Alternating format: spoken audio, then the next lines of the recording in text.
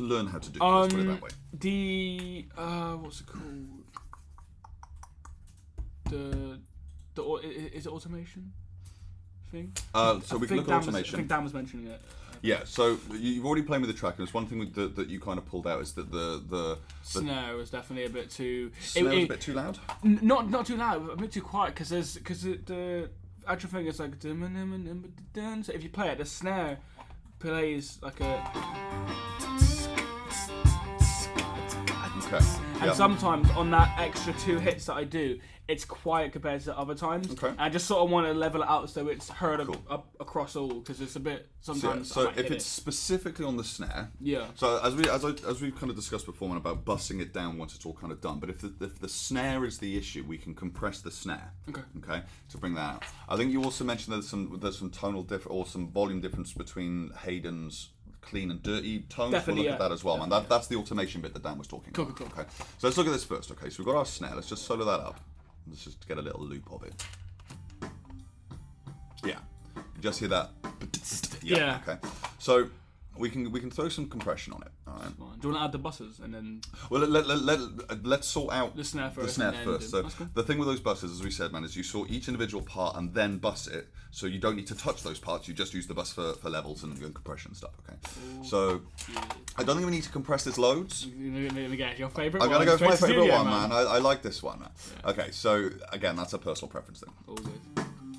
So at the moment, that compressor isn't doing anything. You can literally see the meters just love tapping it, mate. Okay, so let's bring the threshold down. Yeah. Actually, like the thing is, I'm not really good at mixing, and like I know little bits and parts, and I feel like I'm getting better at like I remember a lot from what you did last time, and I'm gonna see you and add the 2 videos we did last time on my site along with this. So is this week 10 now or week 9, and then next week is week 10? No, this is week 11. This is week 11. Well, and next week's week 12. 12. So yeah, week 9, week 10. Cool. So yeah, so as you can see, all I've done here, man, I've brought the threshold to about minus 30 dB. I'm compressing it reasonably hard. We're doing like a 2-to-1 ratio here, man. So it's bringing those louder ones down, but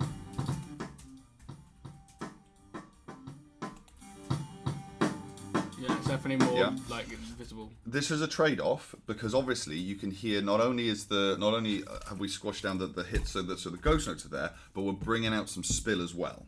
Okay, now there's a couple of things that can be done with that, and this is always like a playing game. Do you know what a noise gate is? I have an idea, but I'm not going to try and guess it. Okay, so a noise gate is a bit like a compressor. I put these in the wrong order. You just like stop it. Yeah. So kind of the opposite. So a noise gate, again, you have a threshold. Yeah.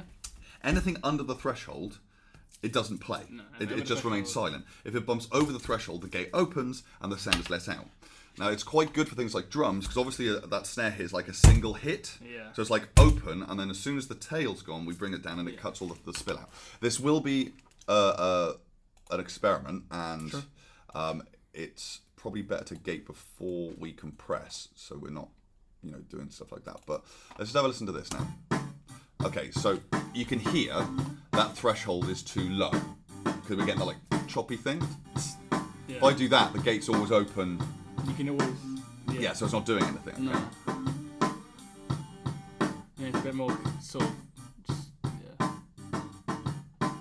Again, that sounds kind of choppy here. Yeah? We've brought them out, okay? So we've done 2 processes then, okay? We've gated to make sure that, to eliminate spill as best as we can. You're never going to eliminate it completely, but it just cleans that part up. You could, if you wanted to, manually go in and cut out all the things. Yeah. But no one's got time for that, okay? No. So that's what the gate does. And then we've compressed to bring the louder hits down so the ghost notes come up. Yeah, cool. And to be honest with you, man, already that recording sounds great. You did a great job in the studio with that. Everything's crisp and clean and lovely. What we're doing now is just some Touching kind up of some little bits. like it's essentially what we're doing is photoshopping. Yeah, we're Yes. airbrushing. Yeah, but that sounds great, man. Oh, do those have names underneath them? Just so I can Yeah. cool, Okay, so let's just recap that bussing thing. okay?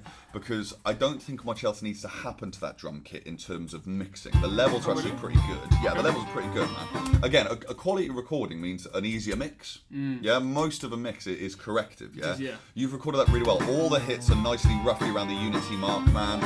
Okay, the overheads are a little bit quieter, but they're still shining through quite nicely. Do you think you should make them lit up a little bit, or no? I have a feeling once we bus it and then compress the bus, it'll just bring those out. Cool. Okay, let's experiment, man. Sure, Let's man, find yeah, out. I'm down, Okay, yeah. so we're going to create that new auxiliary track. Yep. Again, I know I've shown you to do this before, man, but Yeah, it bears repeating. No, it's good because I get to remember how to do it. Yeah.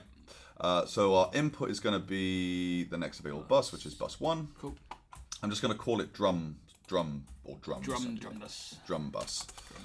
Drum bus. Drum and bus. Dumb bus. No, I'm in very that can turn bad Hey, real man, quick. come on. This is Yeah, I know. Drum and bus. And we're going to change our stereo output to be our drum bus.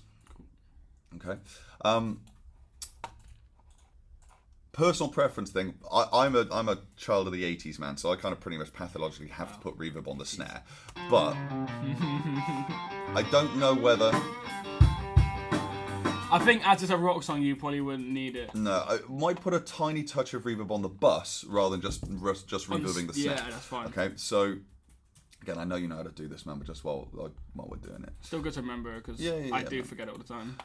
I wouldn't put This Space Designer, I got it up the other day and I was like, mate, don't know what's going on. I'll be brutally honest with you, I man. was so confused. I tend to work with the presets here. Man. I was so I've got a confused. drum plate, which is fine. Just a little bit, like 25-ish% wet. If you throw that up, yeah, we're in like John Bonham territory, which sounds great, but it's too much for this, yeah. So I put that on like, let's say 22? 22. Let's try 22. Yeah, just to thump that out, okay? Again, I've done my staging completely wrong. We should compress before we reverb, Yeah. so let's just flip that around. That riff is a hook, man. Okay, so... Is that Studio FET, actually? Always, man. Okay, that's actually driving pretty hard, okay? Yeah. So I'm going to bring the attack down a little bit, yeah. Maybe just... Threshold. Yeah, because we don't want to over compress the hell out of this, man. We just want everything to be kind of like fairly equal. Okay? Fine. But if we just solo the drum bus, that sounds great, man. That sounds super good. I'm just wondering whether we could maybe, because I think we're getting some spill off the kick. Definitely, Yeah. So I'm just going to run the same gate off the snare. onto the kick. Well, I'll just run a gate onto the kick, okay, just so we can try and eliminate that as much as possible. Something to bear in mind, okay? I could do that, yeah. If I do it too much, you just begin to lose like the tail of the kick, yeah. So that's pretty bang on, actually.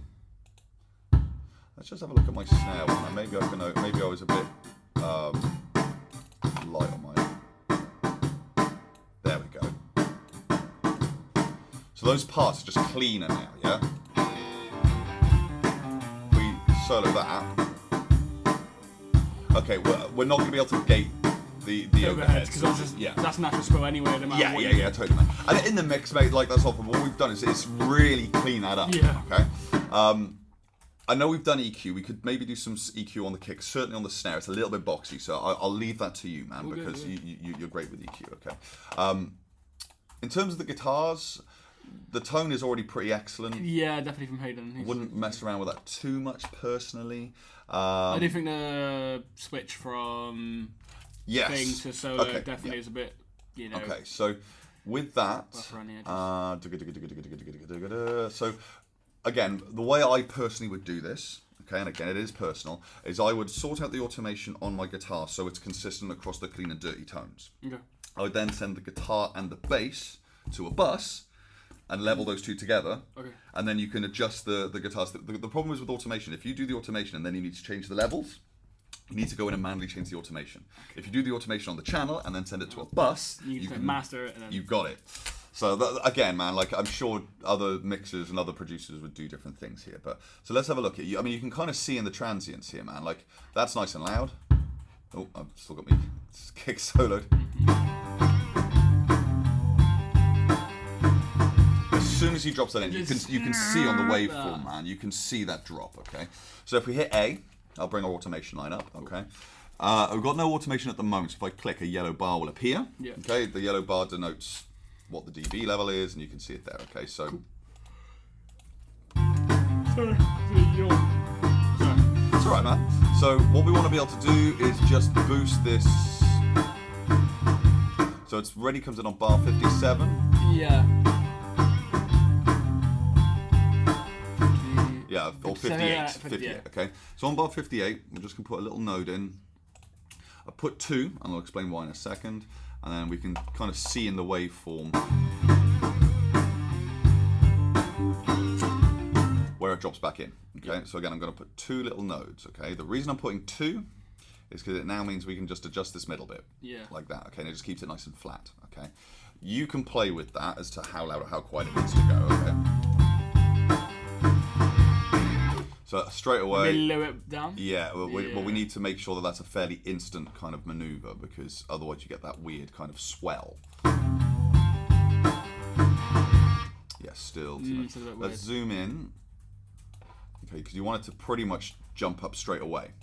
So do you want me to do you want me to create 2 more buses for the guitar and the bass, and then? I'd put the guitar in. Well, I don't want you to do anything, mate. You do what you feel is right. Sure. But personally, I would send the guitar and the bass to a bus. Okay. So again, you've got a bus for the drums, and then you've got a bus for guitar and bass, and you just basically level them off that. Okay. So that's zoomed in loads, right? Okay. So let's just have a listen to this now. There should be a more instant jump rather than a swell. Still a little bit. Yeah. So many fans, my God. It's that really small. Okay, so maybe this isn't the way of doing it. Okay. So another way of doing it, Sure. okay, is to create a new channel. Okay, we're going to duplicate that channel. Sure. We're going to cut this at bar 58. Where do we get to? Is it bar 76? 78. Yeah, 79. Okay. Cut it at 79. And what we're going to do is we're going to move that down to the new channel and adjust the level on that, because the jump is so Instant. No, Yeah. listen, it's a bit of a swell. So it goes like dead into it.